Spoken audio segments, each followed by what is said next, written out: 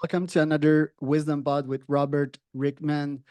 He is a culture strategist, a keynote speaker at Culture Hacker, so major culture guy. He's also an author if you want to check out his book. He's worked at Zappos, currently was close to Tony Hsieh. We're going to talk about culture today. We're going to talk a whole bunch of interesting stuff.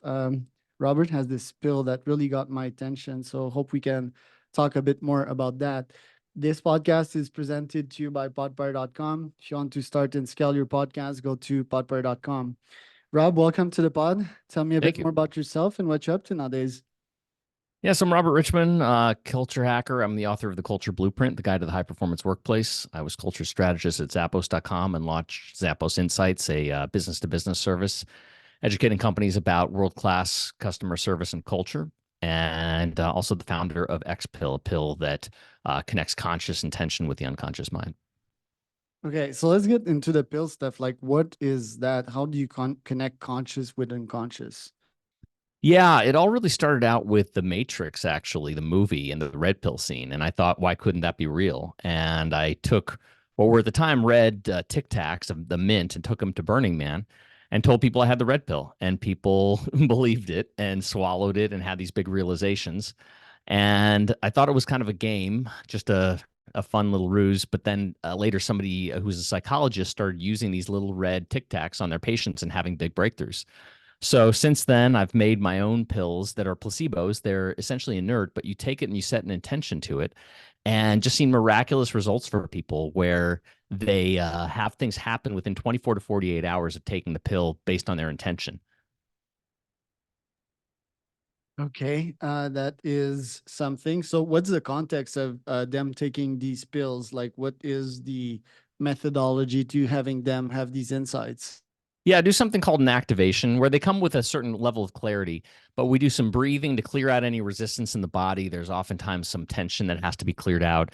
Then we get in touch with their deeper reasoning for why they want it, what the emotion is they want to have that will get them, and then what's the vision they have for their lives once this happens. And oftentimes, by doing all those questions, and it all happens within just 10 minutes, people get very, very clear on what they want. And sometimes it changes. In fact, oftentimes it changes because they get into that deeper why. And so, for example, if somebody wants to write a book just to become popular, just to make a lot of money, why do you want to make a lot of money? So I can feel at peace.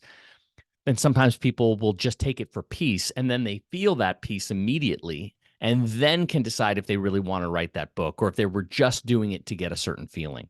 So it's called the activation process. Interesting. Is that related with the culture stuff you do? Yes and no. I do bring it into companies, and sometimes all their people will take it together for a goal that can be personal to them, or it works really, really well with sales teams because sales teams always love to get that upper edge. Tell me about culture. How did you get started and what kind of impact you've seen culture had on the companies you've worked at? Yeah, so I was initially involved with culture with the companies I started, but then went to Georgetown's leadership school to learn about coaching leaders. And eventually that led to coming to Zappos. And that's where I got so much of my leadership and culture experience. And since then, like wrote a book about it, The Culture Blueprint. And culture is really everything in the company that's not the pure business model. So it's all communications. It's all everything that exists within the language arts, meaning recruiting, training, onboarding, managing, innovation. All these things lie within language, which is where culture lies. And I've seen that the companies, I rarely try to convince somebody that culture is important. Either people get it or they don't. Either you understand people are the greatest advantage that you have or not. And so the companies that come to me, they've already understand that culture is really important, but just aren't quite sure how to do it. I know that if I play the human game, I need to play the culture game. But nowadays, after hiring and firing 1,000 employees, I don't play the human game anymore. I think that AIs are way more reliable and can scale way more than humans. So nowadays, I partner or I co-found business with humans, but I don't hire humans anymore. What do you think about that? I think it really depends on the industry and the business model. Most gains I've seen are companies and people that work with AI like a co-pilot rather than outsourcing it entirely. The kind of projects that I've seen outsourced entirely, if you're big, like Klarna, who just replaced 700 employees with AI, I think they spent $40 million on that. So if you're a humongous company and can do that, it can be really good. On a smaller scale, I don't really see it fully yet replacing a lot of people and talent quite yet. I think we're very early to the game. Tell me about your day to day. What does it look like? You're a biohacker. You do lots of things. You're also a productivity machine. So, what does a day in your life look like? Yeah, it's always very different depending on client calls or where I'm traveling to in the world to speak. But I right now I'm doing a lot of research within the AI sector. I'm speaking for Zendesk at their international conference, and I'm going to speaking on the new elements of customer experience and how that's changing and how AI is becoming a part of it. So I'm doing more research, talking to people about that. So it's a combination of client meetings, doing research, biohacking. Yeah, I've got my cold plunge, my hot tub, the sauna. Live in a great surf town here. I got my Peloton bike. So yeah, bouncing between the professional and the personal of those things. And are you measuring your energy outputs and the outcome of some routines on your energy levels and your productivity? I haven't really made that connection entirely. I do track sleep a lot to make sure that I'm getting sleep is one of the most important things. But it's a really great question. No, I haven't been connecting it to energy and performance. What does your fitness look like nowadays? Uh, it's both hot yoga and time on the Peloton. So I'll do like a 30 to 45-minute ride on the Peloton machine. Peloton's great. Apple Fitness too. Yeah, they have cycling, they have rowing, they have running on treadmill, and a bunch of hits for people that don't have equipment. What about your supplement stack? I've been going less and less and less on the supplement stack. I'm really for sleep, though I really like phosphatidylserine. That's a really, really helpful one for sleep. But mostly athletic greens now is what I use. And I used to be one of those people who had just a ton of different bottles, but now when it comes down to it, just the omega-3 oils, the vitamin D, and then athletic greens, and I'm pretty much covered. Yeah, Athletic Greens is great. I have these guys sponsoring my Oh, podcast. Qualia. So Yeah, I yeah, used to do Qualia. Qualia. It's great, no? I thought their first versions were pretty good. These recent ones haven't worked so well for me, just personally. Yeah. I've tried the caffeine free at first Hmm. because I'm caffeine sensitive and I get anxious when I get too much coffee. Uh-huh. And that's the caffeine version. If I pop two of these, I'll be lit, you know. And this bio optimizer is not sure if Oh you've yeah, tried I've used them. their stuff. Yeah. Great magnesium supplements, great brand altogether. The two guys, they're such nerds. Yeah, Matt Uh, Gallant, I like him. He's a good guy. yeah.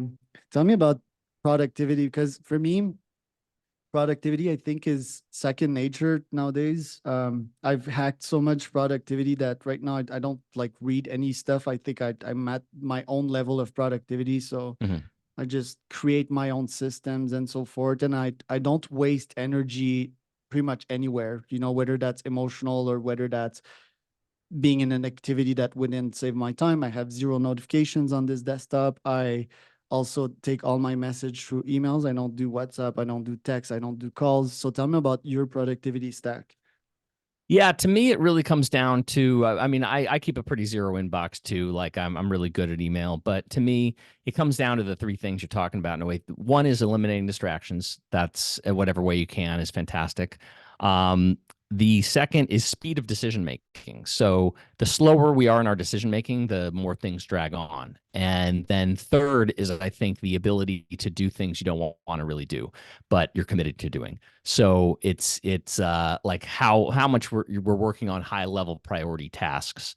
And the fourth I'd actually say is it's a practice from extreme programming, but also the world of ADHD called body doubling, where you'll do work with somebody there. And when I do that, my productivity just jumps completely having somebody else next to me kind of watching me work.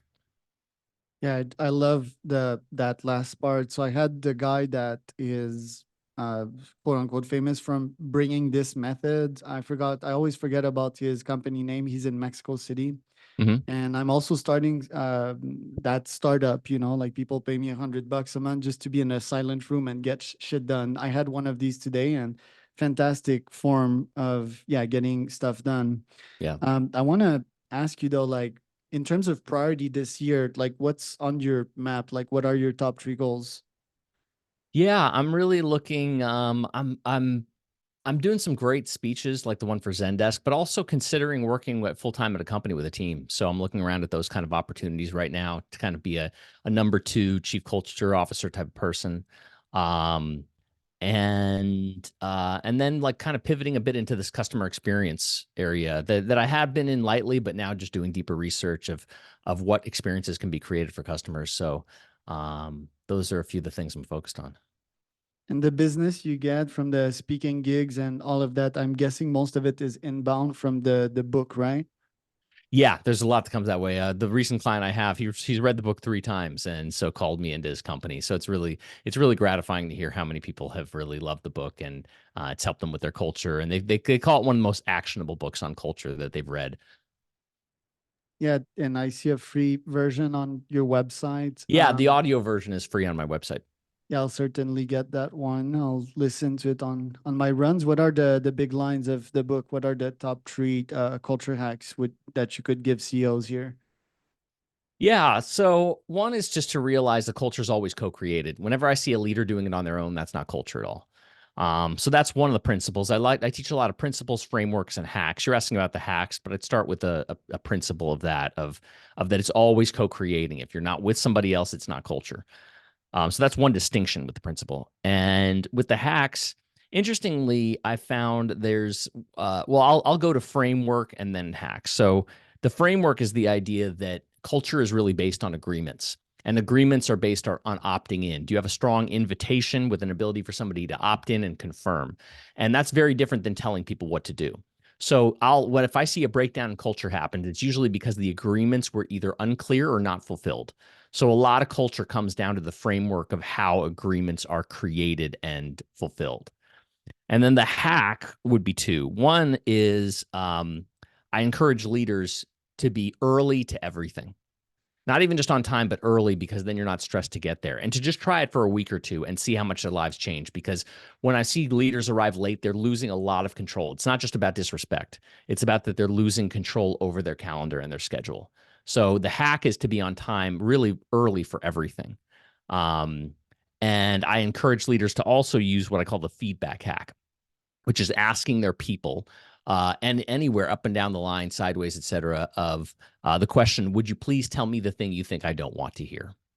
Would you please tell me the thing you think I don't want to hear? And people hear incredible truths that way. How do you make sure that people are feedback ready?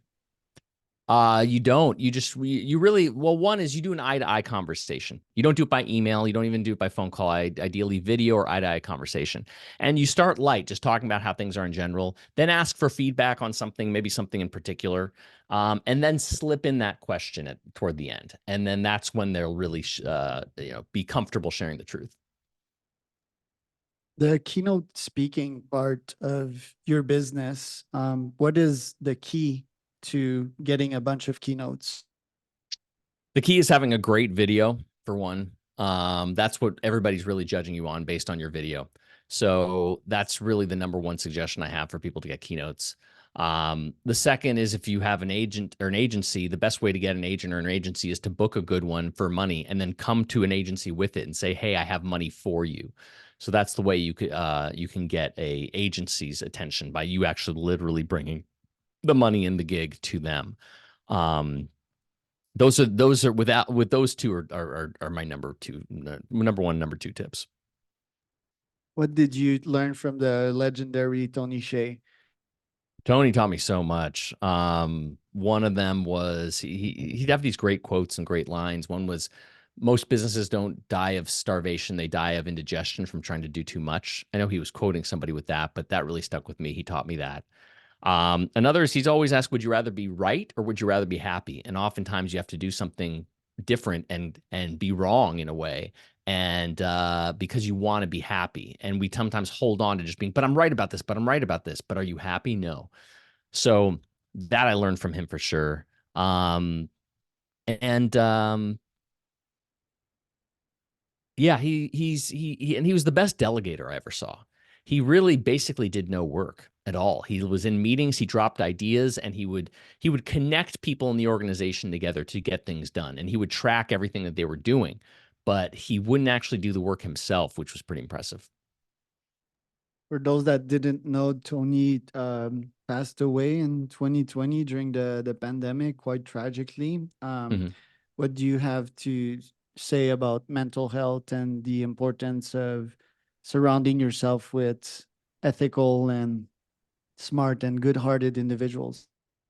Well, the thing is, he was surrounded by ethical and good-hearted individuals, and that still didn't necessarily make the difference. I think that if Tony were here today, in a way, I think he would say this is what he wanted. He went out with a bang, and that's how he always did things. He was relevant, and he was relevant in everything. How many people die and are on the cover of the Wall Street Journal multiple times? Like, it's just amazing what he did, even in death. And I think that, where I started to see things go downhill was where and this is a warning flag, I think, for anyone, of where the thing that was the fun thing to do became the everyday always thing to do.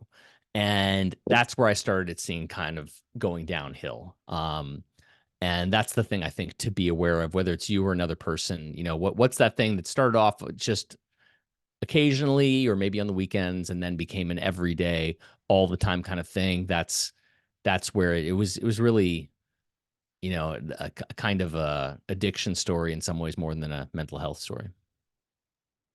Right. You've hanged out with a lot of other successful people like Dave Asprey. What did you learn from these folks? Mm. Um, Dave certainly learned a lot of biohacking from Dave. Um, he's got a quote that I think is really good that I learned from my mentor as well, is that he was saying that he teaches his kids to rarely use the word need, because if you need something, if you need air, you absolutely need air.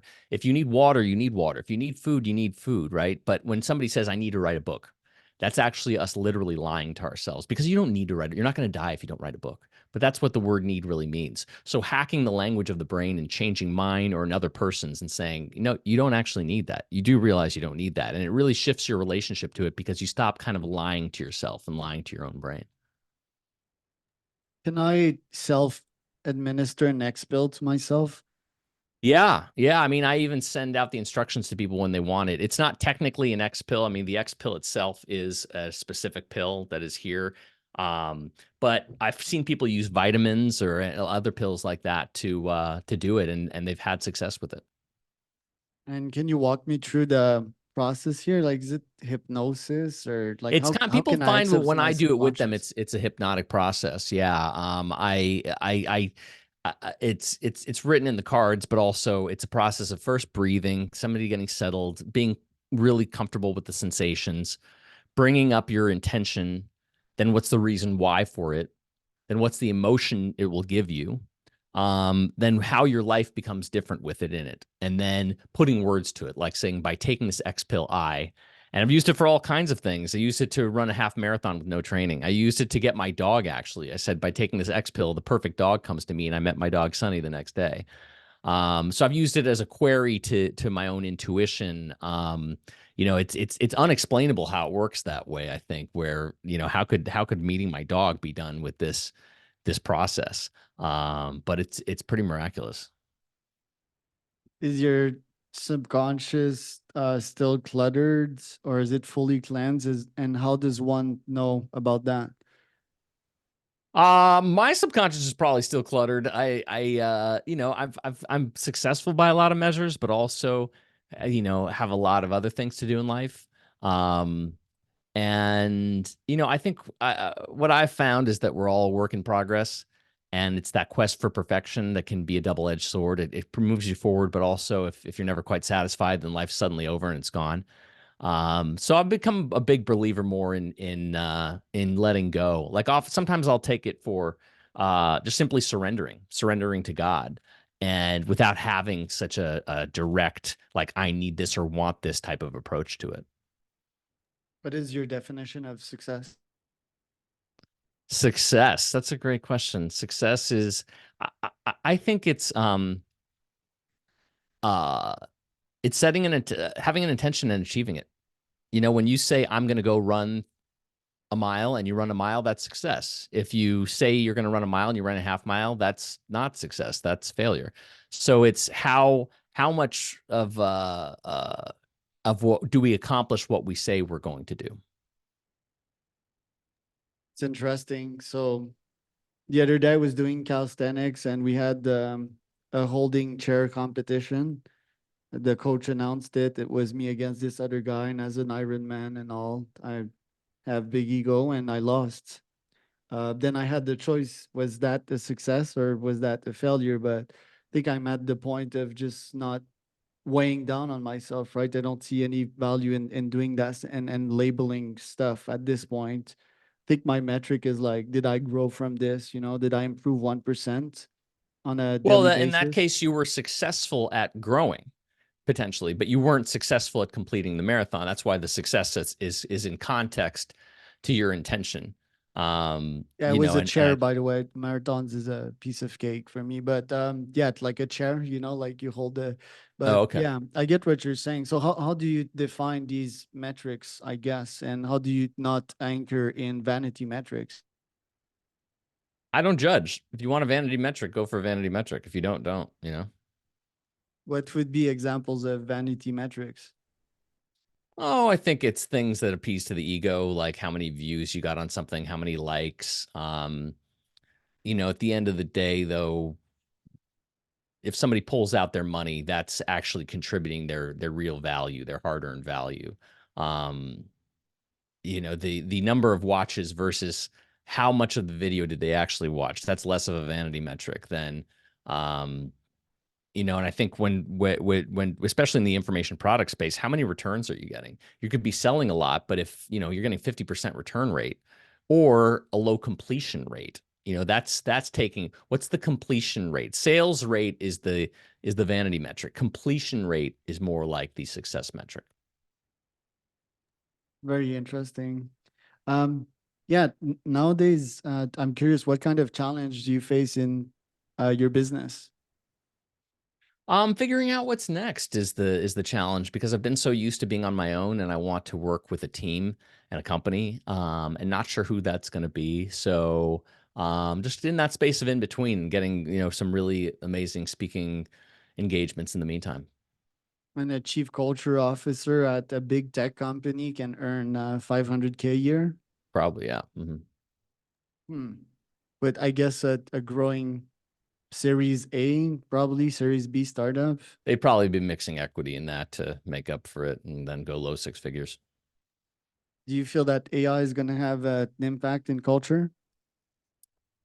It's a good question. I don't think as big as people would think because humans, I think, are gonna there's so much richness to human interaction um, that I don't think that even humans have a hard time quantifying. I'll give you an example. Like I'll meet a woman who's very attractive in real life, and then I'll go look at her photos and think, wow, that she doesn't look attractive at all in those photos. And so if I only saw a photo of that woman, then I wouldn't have seen that she's very attractive, right? And so there's so much rich data that's in that's in our senses. And so I think that that's really, really hard to replace. I started with my virtual masterminds to do live events. I've seen that you've done some Maverick camps and a whole bunch of quote unquote physical masterminds slash think tanks slash private networks. What would you recommend that I do to successfully run those and create a physical community, an entrepreneur land? Mm. Um, I would definitely recommend checking out my friend Brad Hart's book, Brad Hart. He wrote, I believe it's called Mastermind to Millions. He's really done really, really well with Mastermind. So all of his material is great. Um, I think that it's really, it's about cultivating a combination of content, but it's really about who's in the room and who are you getting together that's really well screened so that people aren't wasting their time. And then in the meantime, how can you connect people? Kind of like Tony Hsieh did, one to one, of say, hey, Robert, you should really talk to this person because you guys could have some synergies here, and work on those individual relationships between people as well. What companies are you seeing do culture very well nowadays? Um, I don't like to name names then because then I'm like leaving out certain names, but I think that it's interesting to see cultures are optimized for different things. So, for example, with Zappos, it's optimized for service. Apple's optimized for excellence. Those are very, very different cultures. Google is optimized for engineering. They don't do social ventures very well at all, right? So it's kind of very I like to say there are strong and weak cultures, not good and bad cultures. Strong means what they believe, what they say, what they do are all in alignment. Weak means that they'll say one thing and do something else. So I think that it's something where you have to really be inside the culture to know for certain what kind of culture it is, because it's easy to pave over these things and not see. I will say this: every single one I've gone into, they've got flaws. Every single one has flaws. Think one of my favorite cultures, like one of people's least favorite, like Steve Jobs at Apple and Elon Musk at Twitter. What do you have to say about asshole leaders that get shit done and challenge humans to reach greater levels? I think they're the exception and not the rule. If you're doing something in trillion-dollar marketplaces and you're succeeding, then whatever you're doing is probably working, right? But for those of us who are running smaller businesses, we're not the exception. We're not the geniuses, I think that we are sometimes. So I don't think what works at it's kind of like if you see a UFC fighter and see what they're doing and you say, okay, I should do this too. Maybe not. They're an elite level fighter. You can't necessarily do all the things they do, nor do you necessarily want to do all the things they do. Elon Musk repeatedly said that he doesn't feel like people would want to be him because he's not so happy. There's so much going on in his brain that people don't want to be like him. These are his own words. So I think that that people who judge them, you can't say, man, I wish Steve Jobs was really nice and still really like your iPhone, because it took him being the way he was to create this. So if it is authentic within people's character, they can, and you get the results, great. But if you're trying to be, if you are just being an asshole and you're not getting the results, then I would certainly look at that. Great point. Where can people find out more about you, Rob? Yeah, everything's at robertrichman.com, robertrichman.com, and xpill.com as well, xpill.com.